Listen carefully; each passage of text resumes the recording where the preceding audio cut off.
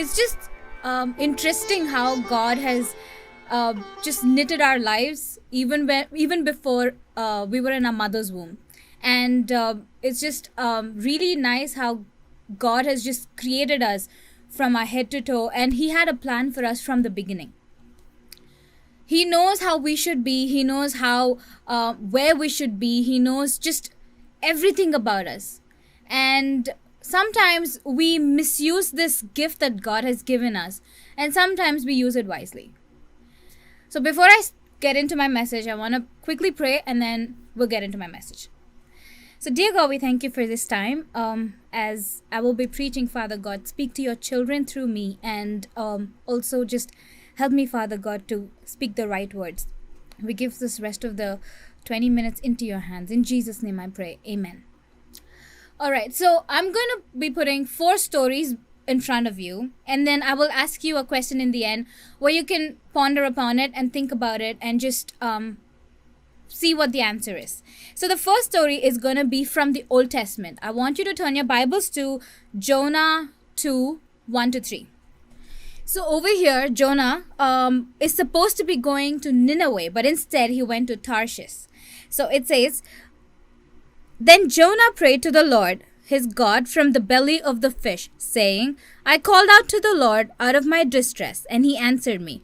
Out of the belly of Sheol I cried, and you heard my voice. For you cast me into the deep, into the heart of the seas, and the flood surrounds me. All your waves and your billows passed over me."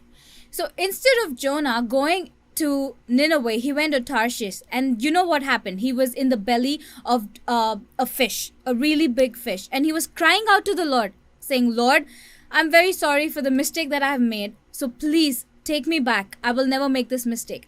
So when you look at the story of Jonah, you see that God has given him a second chance, because God is able to do anything. If he wanted to kill Jonah, he would have done it in the belly of the fish, but instead he gave Jonah a second chance.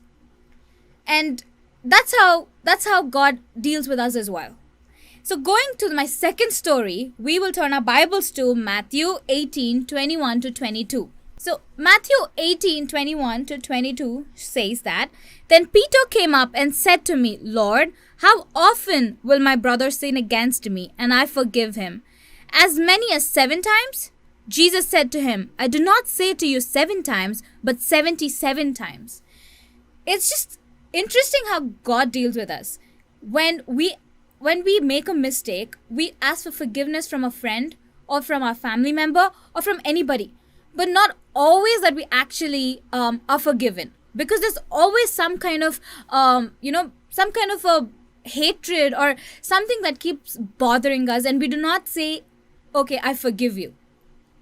And it's always happened. I mean, sometimes when a friend or maybe my family member, or in fact my sister, if she's trying to say something and I'm like, you know what, Shiny, what you've done is really wrong. I do not like what you said. And it's really difficult for me to forgive her. But over here, when Peter asked Jesus, how many times can I forgive a brother? He says, just not 7 times, but 7 times into 70 times. That's how many times you should be able to forgive your brother. And so when you think about it, when you keep forgiving somebody, that's just giving them a second chance. That's like, okay, listen, my friend, I forgive you. I'm really sorry for the mistakes that I've made. And it's okay. It's all right. And it's like giving the other person a second chance to realize what they've done so that they will not make a mistake again. So going to my third story, David Wood, I'm sure most of you would have heard him. He's a Christian apologist. So David Wood was psychologically ill. He killed his father because of a psychological problem. And his mother, instead of taking him to the prison or to the police station, took him to a psychiatric ward because she wanted to know what was wrong with him. And after being in psychiatric ward, he was moved to the prison. And in prison, he always found this man called Randy reading his Bible and praying. And he was wondering, why is this man praying every day? I mean, what is the deal of praying every day and reading the word? And he wanted to, take this opportunity to defend himself, saying that Bible is wrong, Jesus is wrong, and God does not exist. And he took this opportunity and he kept defending, he kept fighting, he kept arguing. But every time he argued with Randy, he always failed. In the process, he started to read books of the Bible. He started reading the Bible. He started reading any books and every book that was related to the Bible. In the process, instead of defending himself, he found Christ. And now he has a really big ministry, and he's a Christian apologist. So when you look at David Wood's story, or compare our stories as well, God has given us multiple second chances. Sometimes we fight in our families. We fight with our spouses. We fight with our sisters and siblings and brothers. We fight with our friends. We fight with our neighbors. We keep fighting, and it just doesn't end. But the number of times you fight, God just keeps forgiving you no matter what. And he keeps saying, it's okay. It's okay. All you have to do is just pray and ask for forgiveness, and I will forgive you. And it's just interesting how God gives us just not second chances, but he gives us multiple chances, one after the other.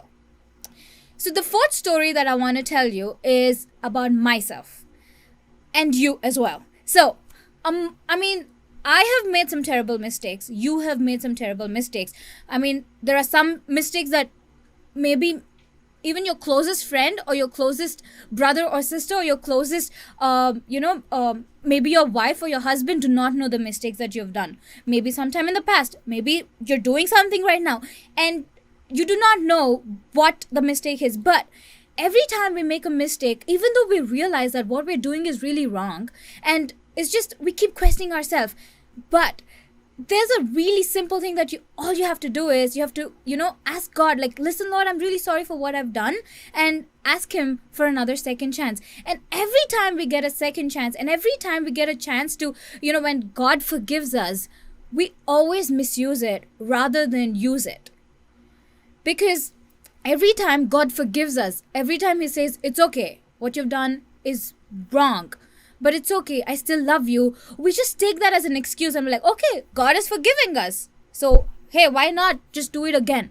Why not just fight with my brother because it's really nice? Or why not just do something what you're not supposed to do, because God is a forgiving God.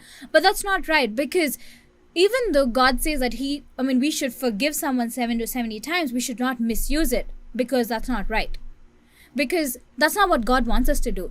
As a children of God, we need to be an example to the people that you're preaching or, spreading the gospel to. Because wherever we are a living testimony. Even in your house, your workplace, where you work, at hospitals, or if you're walking with your friends, everybody, you are a testimony. Whether you preach, whether you do not preach, whether, you go to church or do not go to church, wherever you are, if you know God, that means you are a living testimony, because you are here for a reason and God has given you a second chance. And it's not because he just wants to use you, because he loves you and he died on the cross for you so that you can share the gospel with the rest of the world. So I understand that we are in a very difficult situation right now. I understand that there's a lot going on. Just a couple of days ago, a plane in Calicut, skidded on the runway, and 14 people died. And now we also know the pandemic situation. Just a week ago, Beirut, there was a bomb blast. It's just, there's a lot going on. But if you're listening to this right now, and if you are alive, and if you're smiling, that means God loves you and he's actually given you a second chance. And it's because he wants to use you for his glory.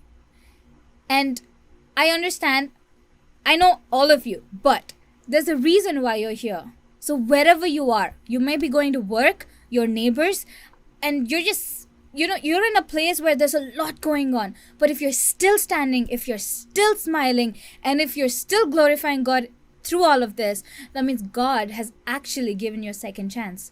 Just like the way he's given Jonah a second chance, just like the way he answered Peter's question, how many times I can forgive? And he said 7 to 70 times.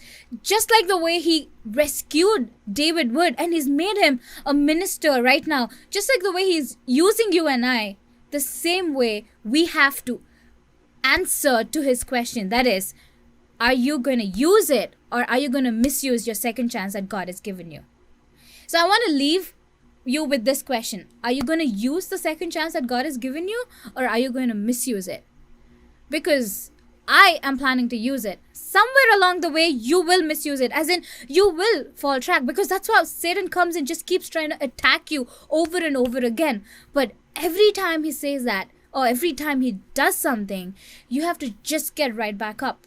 You have to just get right back up. Sometimes we forget to pray. Sometimes we forget to read our word. And sometimes we just lose track of time because of all that is, going on, our daily work and everything. But our God doesn't need a specific place to pray or read your word. We can do it anywhere and everywhere. We can, just sit wherever you are right now and then do it. You may be standing outside the road, on the road, and then you're maybe driving and you can still pray. You may be taking a shower and you can still pray. We have the freedom to pray. And praying is nothing but just talking to God. When He is a God who answers our prayers, and when He's a God who just listens to us and answers them at the right time, when He is a God who's given us a second chance, we should be a testimony to everyone around us. Okay, let's pray. Dear God, we thank you for the second chance that you've given to us. We thank you for using us for your kingdom and your glory. We thank you for all the things that you've been doing in our lives. And we're just so grateful for this and for this platform, talking to people, Lord. We thank you for all the things that you're doing in our lives. We give the rest of the week and the rest of the night and morning into your hands. In Jesus' name I pray. Amen.